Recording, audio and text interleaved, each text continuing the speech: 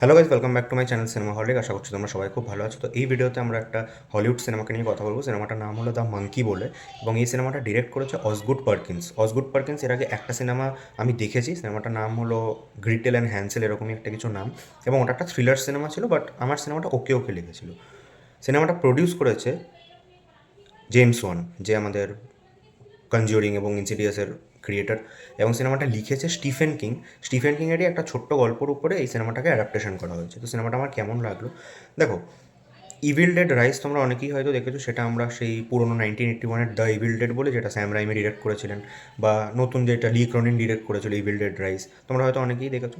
Evil dead রাইসের স্টোরিটা কি, যে একটা এলিভেটারের মধ্যে একটা মহিলা নাম ছিল, ঠিক তখনই কিছু গ্রুপ অফ ডিমন্স তাকে পজেস করে নিল, ঠিক আছে, এবং তারপরে একটার পর একটা খুন হয়ে যাচ্ছে, একটার পর একটা বডি কেটে দিচ্ছে, ঠিক আছে। It's a slasher base story, ঠিক আছে, মানে পুরো একদম ব্রুটালিটি ভায়োলেন্সে ভর্তি। সিমিলারলি মাঙ্কির জনারটা তোমরা যদি সার্চ করো, তোমরা দেখতে পাবে এটা একটা হরর কমেডি জনার, কিন্তু এখানটাতেও কিন্তু ওরা ওই ব্রুটালিটি গোর টেমপ্লেটটা ফলো করেছে। তারা যারা গোর ভায়োলেন্স দেখতে পছন্দ করে তাদের এই সিনেমাটা কিন্তু ভালো লাগবে, ঠিক আছে।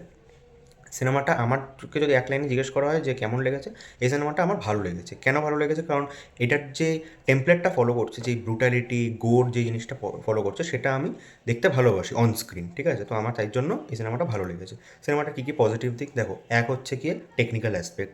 এই যে একটা ওয়েব সিরিজ এই দুদিন আগেই কথা বললাম যেটার ব্যাপারে, ঠিক আছে, বড় বড় বক্তৃতা দিচ্ছিল ডিরেক্টর ইন্টারভিউতে এসে। তোমরা এই সিনেমার টেকনিক্যাল অ্যাসপেক্টগুলো দেখবে, সেখানে সাউন্ড ডিজাইন, সেখানে হররের কাজ, ঠিক আছে, সেখানটাতে যে হরর সিনসগুলো আছে এগুলো কিন্তু যথেষ্ট সিরিয়াসলি ট্রিটমেন্ট করা হয়েছে। এবং এটার যে জনারটা মেকার্সরা বলেছে যে একটা হরর কমেডি জনার, তোমরা কিন্তু কমেডির যে পাঞ্চ লাইনগুলো ওগুলো কিন্তু প্রচণ্ড হিউমারাস এক্সপেক্ট করো না, যেরকম 3-2-তে তোমরা দেখতে পেয়েছিলে যে প্রত্যেকটা সিনের মধ্যে হয় ভয় নয় হাসি আছে, কিন্তু এখানটাতে ওইরকম টাইপের হিউমারাস পাঞ্চ লাইন লেখা হয়নি, কিন্তু জিনিসগুলো যেভাবে হচ্ছে সেগুলো কিন্তু যথেষ্ট সার্কাস্টিক, ঠিক আছে। সেগুলো দেখলে একটা মানে কী বলবো, তোমাদের একটা হাস্যকর লাগবে ব্যাপারটা, ঠিক আছে, কিন্তু তার সাথে সাথে তারা কিন্তু হরর টোনটাকেও মেনটেন করে রেখেছিল গোটা সিনেমা জুড়ে। সিনেমার কিছু কিছু শর্টস এরকম, যেমন আমি একটা পার্টিকুলার শর্টের কথা বলছি। একজন মহিলা সে সিঁড়ি থেকে পড়ে যায়, ঠিক আছে, আমাদের মনে হয় যে সে বোধহয় মারা ফারা গেছে, তারপরে যে ধপ করে উঠলো, ওই শটটা ভাই ব্যাপক, ঠিক আছে। এবং সিনেমাটার গল্পটা এক্স্যাক্টলি কি, একজন মাঙ্কির টয়, ঠিক আছে, সেটা হচ্ছে গিয়ে কার্সড, ঠিক আছে। দুটো টাইম লাইন এই গল্পের মধ্যে দেখায়, একটা হচ্ছে 25 বছর আগের, একটা হচ্ছে 25 বছর পরের। তো সেই মাঙ্কি টয়টার পিছনে মানে কেন সে যখনই ইভিল ড্রামটা বাজাচ্ছে, সে যখনই একটা ড্রাম বাজাচ্ছে, তখনই কারো না কারো একটা মৃত্যু হচ্ছে। তো এই মৃত্যুটা কেন হচ্ছে, ঠিক আছে, এটার পিছনে কী কারণ, মাঙ্কিটা কি আদৌ পজেসড কিনা, এর থেকে বেশি জানতে হলে তোমাদের সিনেমাটা দেখতে হবে। সিনেমাটা বোধহয় ইন্ডিয়াতে রিলিজ করেনি, তাই জন্য আমি এটা থিয়েটারে দেখতে পাইনি। সিনেমাটা রিসেন্টলি ওটিটি প্ল্যাটফর্মে রিলিজ করেছে, সেখান থেকে আমি দেখেছি সেটা।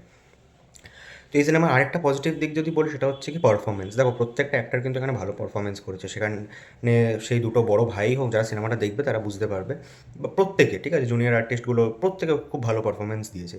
এবং আরেকটা যেটা ভালো লেগেছে সেটা হচ্ছে কি সিনেমাটোগ্রাফি। কিছু কিছু শর্টস এরকম, মানে তোমাদের ওগুলো দেখে লাগবে যে ভাই এইখানটাতেও ক্যামেরা বসানো সম্ভব, এরকম, ঠিক আছে। এবং লাস্ট যেটাই সিনেমার পজিটিভ দিক, সেটা হচ্ছে গিয়ে যে সিনেমাটা একদম টু দ্য পয়েন্ট চলে, ঠিক আছে। সিনেমাটা কিন্তু স্টার্টিং থেকে এন্ড অবধি তোমাদেরকে কোথাও বোর করবে না। বেশি ডিউরেশনেরও নয়, সিনেমাটা 1 ঘন্টা 40 মিনিট রান টাইম। স্টার্টিং থেকে এন্ড অবধি শুধু তোমাদেরকে এঙ্গেজ করিয়ে রাখবে। এক একটা মুমেন্টস তোমাদের এমন দেবে যেগুলো দেখে তোমাদের লিটারালি একটা স্পাইন চিলিং এক্সপিরিয়েন্স পাবে তোমরা, ঠিক আছে। তো এইটা আমার বেশ ভালো লেগেছে যে স্ক্রিন প্লেটা যেটা, সেটা একদম কম্প্যাক্ট রাখা হয়েছে।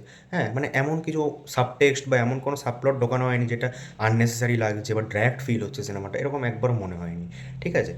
তো এই ছিল আমার এই সিনেমার জন্য পজিটিভ দিক। এবার চলে আসবো সিনেমার নেগেটিভ দিকে। আচ্ছা, আরেকটা জিনিস সেটা পজিটিভ লেগেছে সেটাও বলে দিই। এই যে মাঙ্কিটাকে যেভাবে ডিজাইন করা হয়েছে, দেখো, কোনো এখানটাতে আত্মা দেখানো হয়নি, কোনো এরকম স্পিরিট দেখানো হয়নি, কিচ্ছু দেখানো হয়নি, জাস্ট ওই মাঙ্কি টয়টাকেই দেখানো হয়েছে। কিন্তু ওই মাঙ্কি টয়টা, ওটা যখন হাসছে না, মানে তোমরা ওই হাসিটা লিটারালি 2-3 দিন ভুলতে পারবে না, ঠিক আছে।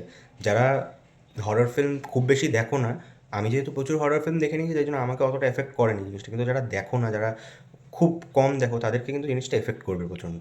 এবং সিনেমার ব্রুটালিটি পিক পুরো, ঠিক আছে। চেনস দিয়ে এরকমভাবে কেটে দিচ্ছে একজনের গলা, ভাই ওই সিনগুলো ব্যাপক। তোমরা দেখো তাহলে তোমরা বুঝতে পারবে। এবার যদি সিনেমার নেগেটিভ দিকে চলে আসি, তো দেখো, সিনেমার একটা নেগেটিভ দিক হচ্ছে গিয়ে এই যে মাঙ্কি টয়টা যখনই ড্রাম বাজাচ্ছে, একজন না একজনের যে মার্ডার হয়ে যাচ্ছে বা কেউ যে মারা যাচ্ছে, এটার পেছনে অ্যাকচুয়াল মোটিভটা সেই মোটিভটা ডিরেক্টর না ঠিক করে দেখায়নি, ঠিক আছে? ওই মোটিভটা যদি দেখাতো বা মাঙ্কিটার যদি কোনো একটা ব্যাক স্টোরি দেখাতো যে মাঙ্কিটা কেন এরকম করে, ঠিক আছে? ওটার মধ্যে কি আদৌ কারো স্পিরিট পজেসড আছে নাকি, সেই সব জিনিসপত্রগুলো যদি আরেকটু ডিটেলিংয়ে যেত তাহলে কিন্তু সিনেমাটা আরও বেশি এঙ্গেজিং হতে পারতো।